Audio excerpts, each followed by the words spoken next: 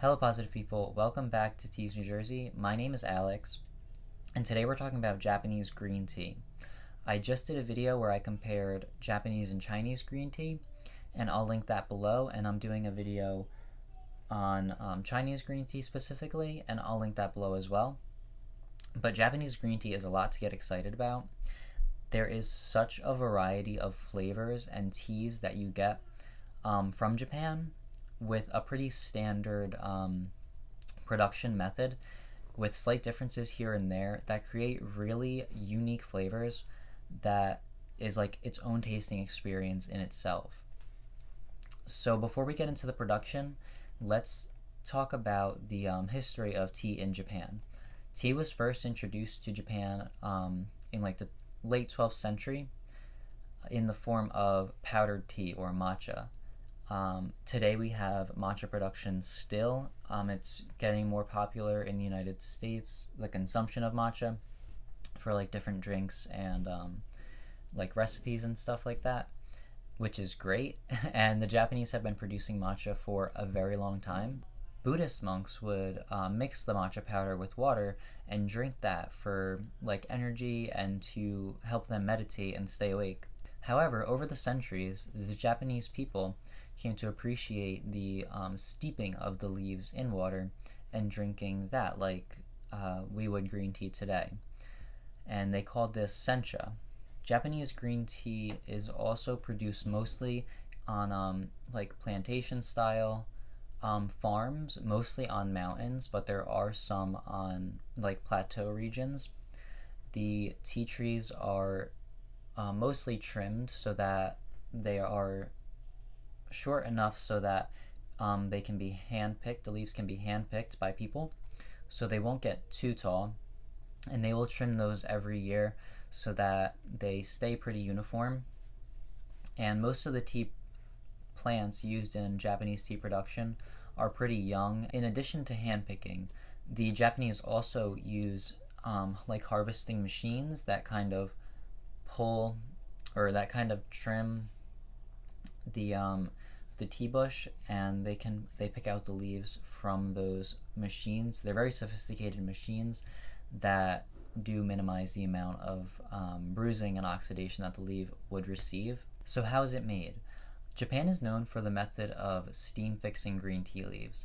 Fixing is a method of heating the leaf in order to stop oxidation after picking. Fixing is important in the processing of green tea in order to seal in the fresh flavors and aromas of the leaves. The steaming of the leaves is for pretty short periods of time. There are a few different methods of steaming, but none of them usually last longer than 20 to 30 seconds. The time differences are mostly due to the difference in the leaf size and the thickness of the leaves, and also the amount of sunlight that the tea leaves receive. So on plateaus, they use longer steaming methods in order to preserve more of the chlorophyll, whereas mountain-grown tea leaves, they receive less sunlight, so they only need a shorter period of steaming, and this is to reduce the amount of bitterness in the finished tea. Deep steaming is typically used for sencha that is grown on plateaus, and deeply steamed sencha is very green, very like emerald green, compared to the lightly steamed sencha, which is a little bit more yellowy green. So the drying of green tea in Japan is typically done by machines. There are machines that the leaves are blown up in these tubes and they come down, and they do that through a few tubes. They can be microwave dried, they can be left to dry just with the natural air. So there's a few diverse production methods just with the drying, and the shaping of the leaves is typically done by little claw-like kind of machines that will break up the leaves and turn them into like a needle shape, which you will see as well. The Japanese green tea types. First we have Sencha, Kabusecha, Gyokuro, Shincha, Tencha, Matcha, Bancha, and Kukicha. Pretty diverse selection there. First we'll talk about Sencha. And I have two different senchas here. This one is the deep steamed style of sencha, which is the Fukamushi style. And then we have the classic style, the just premium sencha that we have. And you can see them side by side. The deep steamed is a little bit more broken, which is this one here. And the premium sencha is more uniformly needle shaped. Sencha is the most popular Japanese green tea. It has needle thin leaves with fresh grassy flavors.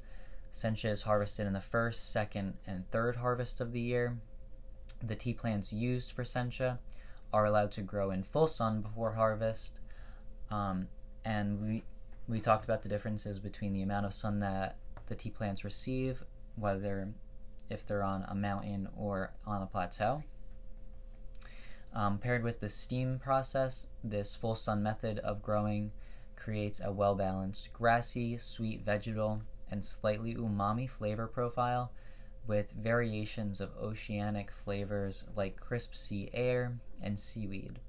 The typical picking in the harvest of sencha is the bud and the first two leaves. And we talked about the difference in color between the two styles of sencha. The production of sencha is also very standardized across Japan due to the use of machines in the picking, the fixing, and the drying and the shaping. And this is very different from Chinese green tea, where most of the steps are more done by hand and also done in small lots. So there's a lot of different tea farms producing green tea their own different ways in China, whereas in Japan there are a lot of farmers growing different green teas, but most of the time they get sent to a production facility where the facility will produce the green tea with their machinery. Next we have Kabusecha. Kabusecha is a variation of sencha, but the tea plants used to produce Kabusecha are shaded for 7 to 14 days before the tea leaves are picked. What this shading does is stops the leaves from reacting with the sunlight to produce polyphenols. So it's a chemical reaction pretty much that they're trying to stop, and what this does is preserves the amino acids in the leaves. So basically, the shading that's used is like plastic sheets, dark plastic sheets that block a portion of sunlight from reaching the tea plants. And the tea plants, who are used to the full sun, produce more chlorophyll so that they can accept more sunlight from the area. So the leaves get very, very green because they're producing more chlorophyll, and those the amino acids in the chlorophyll carry with them a very strong umami flavor. So this process is 7 to 14 days, and what it does is give the leaves a pretty umami flavor. And I have a Kabusecha right here. You can see that it does look very similar to sencha, although it is a little bit deeper of a green. And the liqueur of this tea is also more emerald green, closer to a Fukamushi sencha rather than like the premium sencha. So it's closer to a more deep steamed version. And this shading method is used for other types of Japanese green tea as well. What this shading does for the tea is keep a more umami flavor. So you get less of like the nutty notes of the regular sencha, and you get more of a vegetal umami flavor from the tea. Next we have Gyokuro. Gyokuro is another shade-grown tea, but this tea is the highest tiered tea in Japan. The plants used to produce this tea are shaded for a total of 3 weeks. So that's a long time, significantly longer than the Kabusecha. This shading greatly increases the chlorophyll levels and keeps the amino acids from reacting with the sunlight. The result of this process is an extremely strong, savory, umami flavor that can be brewed so that the liqueur has almost like a brothy thickness. Gyokuro is one of the most revered green teas in Japan and is picked with extreme care and delicacy. Some Gyokuros are shaded for even longer than the typical 3-week period. The Gyokuro we have here is shaded for a total of 50 days. So this Gyokuro has extremely strong umami flavor, and you can see the leaves are more uniform. It just shows the care that was taken in producing these leaves as well. This tea also has a very vibrant green color. It almost looks like what you would expect chlorophyll to look like in liquid form. And this tea has, like I said, very strong vegetal umami. You can brew it with like cooler temperatures so that you don't transition those amino acids into polyphenols, and you get a very strong savory flavor, and you also get a lot of theanine in this tea. So what theanine is a calming chemical that is naturally produced, and what it does is increases like alpha brainwave activity. And upon first sip of like a Gyokuro tea, you will feel like this sensation throughout your body. I'll do a video on that too because it's really interesting. Those are the green teas that we carry on Teas New Jersey. Next we have Sencha. Sencha is made with the first harvest after the plant's dormant winter period. Sencha is lightly steamed and dried less, so the leaves are more fresh and moist. And because of this process, the leaves are prone to faster rates of passive oxidation. So that means the tea leaves spoil quicker. So you want to enjoy this tea soon after it's picking. It's usually reserved for like farmers who are picking the leaves and drinking that themselves, or as like gift teas. Next we have Tencha.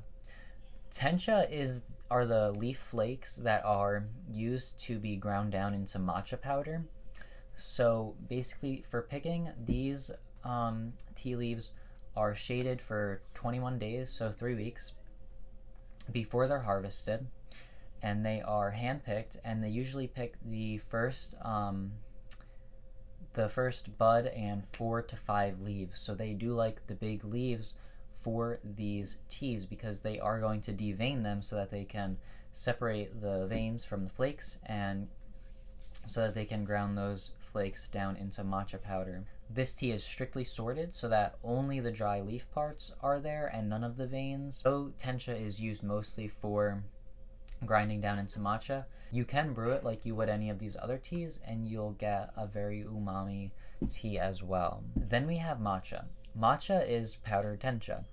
To make this powder, tencha is either stone ground, which produces ceremonial grade matcha, or it is machine ground, or like culinary grade, which are both like machine ground instead of stone ground. And the culinary grade matcha would be what you would find for like matcha lattes and stuff like that.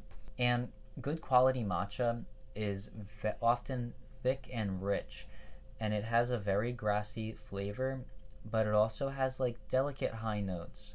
Ceremonial matcha specifically, whereas like non-ceremonial grade matcha, but still good quality matcha, will have more of a grassy flavor. This one here is our ceremonial grade, our samurai matcha, and you can see the vibrant green of the powder. And this tea has slight delicate high notes that really come out when you whisk this tea with water. So that's how you make matcha tea too. You would put like a teaspoon or half a teaspoon in water that's not too hot, so like 170 is a pretty good temperature for matcha, and you whisk that with a bamboo whisk. You would make that in a bowl similar to this. This is a matcha bowl, and with a whisk, and you whisk like this with water to make your matcha tea. From the shading, the matcha has a lot of chlorophyll. It has preserved amino acids, so you do want to use lesser temperatured water in order to not burn those chemicals in the tea leaves. You don't want to turn it into polyphenols, which would result in a more bitter flavor experience. Then we have Bancha. Bancha is a lower grade green tea and is picked toward the end of the harvest season, typically in the months of October. However, this tea tends to be more mineral rich due to its unrestricted picking and sorting. So in Bancha, you see a lot of stems, you see a lot of like other pieces from the tea leaves, just because they're picking these leaves in order to make a very mineral rich tea. And this tea is very high in polyphenols as well, so it might be a little bitter. However, because Bancha is picked so late in the season, this tea might or could possibly have a higher level of pesticide. And if you want the least amount of pesticides, go for spring picked tea the first 1 or 2 pickings of the year, because the bugs have not come out yet. Next we have Kukicha. Kukicha is made from the stems of the tea plant, and it is a green tea, although the stems are pretty pale, like almost hay colored. And this tea tends to be more bitter than leaf tea. It is picked late in the season, around the same time as Bancha. And the Kukicha, which is also called stem tea, is also abundant in vitamins and minerals as well. So if you want the most minerals from the tea, go for the Kukicha, the stem tea. However, understand that with the same as Bancha, watch out for the pesticides that are used with these late harvest teas. So that is the in-depth look at the different Japanese tea types and the differences in the production. If you liked the video, please give it a thumbs up, please subscribe, and share around, because there's a lot of information that I covered that might be hard for your friends to find. Yeah, thank you guys so much, and I'll see you next time.